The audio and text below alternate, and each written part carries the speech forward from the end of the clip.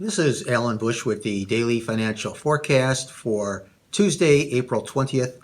Stock index futures under a little pressure today after last week's advance to new record highs. So this is the second day of lower prices, but we are starting to see somewhat of a recovery.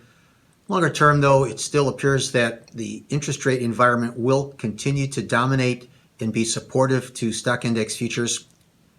Moving over to the currencies, the dollar index fell to its lowest level since March 4th before a recovery, with the dollar index now a little bit higher. Looks like recent weakness in the greenback can be attributed to the recent declines in Treasury yields and the Federal Reserve maintaining its dovish policy stance.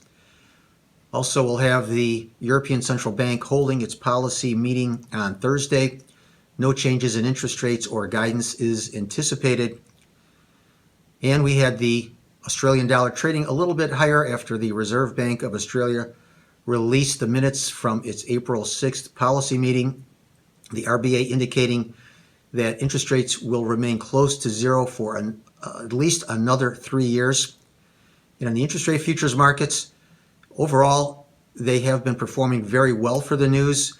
Some of this can be partially explained by overseas money managers making large purchases of U.S. government debt. So it does look like major central banks are maintaining a unified front and keeping their accommodative policies despite increasing inflation concerns. So this is not only supportive to the interest rate futures markets, but also to stock index futures and gold and silver. So those markets will probably continue to advance. So good trading, everyone. And once again, remember, these are my opinions alone and are not the opinions of ADMIS or ADM.